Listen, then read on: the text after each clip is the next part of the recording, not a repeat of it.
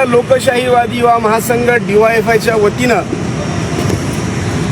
माननीय जिल्हाधिकारी यांना आम्ही निवेदन दिलेलं आहे। या पाठीमागचं कारण म्हणजे या देशाचे सरन्यायाधीश ज्यांना आम्ही न्याय मागतो, ज्यांना आम्ही देव म्हणून संबोधतो, असे सरन्यायाधीश एका सुनावणी प्रकरणी या देशातल्या तरुणांना झुरळ म्हणून त्यांनी संबोधलेलं आहे।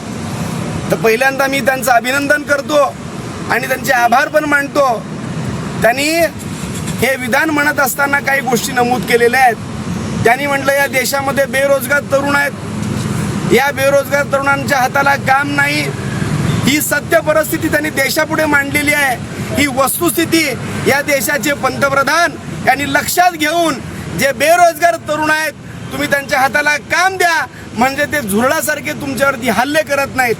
म्हणून या सरन्यायाधीशांनी जो विधान केलेलं आहे ते विधान करत असताना वस्तुस्थिती मांडलेली आहे, पण वस्तुस्थिती मांडत असताना युवकांची तुलना त्यांनी झुरळांशी केली। या वक्तव्याचा आम्ही निषेध करण्यासाठी या ठिकाणी आलो आणि आम्ही सनदशीर मार्गानं कायदेशीर पद्धतीनं जिल्हाधिकाऱ्यांना निवेदन दिलेलं आहे। खरं तर आज आम्ही जिवंत झुरळ या अधिकाऱ्यांच्या खोलीत सोडणार होतो, परंतु त्या प्राण्यांचं, त्या मुख्या प्राण्यांचं देखील जीवाचं बळी न घेणं हे देखील त्यांचं अधिकार कुठेतरी हिरावल्यासारखं होईल।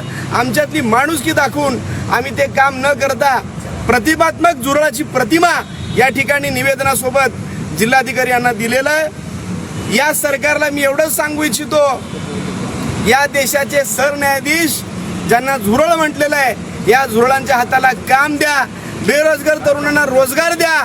जर तुम्ही नाही दिलात तर नक्कीच या व्यवस्थेवरती हे झुरळ हल्ले केल्याशिवाय राहणार नाही। या ठिकाणी पुन्हा एकदा सरन्यायाधीश, देशाचे पंतप्रधान यांचा या ठिकाणी जळजळीत निषेध आम्ही व्यक्त करत आहोत। आंदोलनाचं पहिल्या टप्प्यातलं काम या ठिकाणी आम्ही पुढे आणलेलं आहे। याहून अधिक तीव्रतेनं, अधिक उग्र स्वरूपात पुढच्या आंदोलनाची दिशा राहील, अशी या ठिकाणी मी सरकारला आजच्या या आंदोलनाच्या निमित्ताने इशारा देतोय।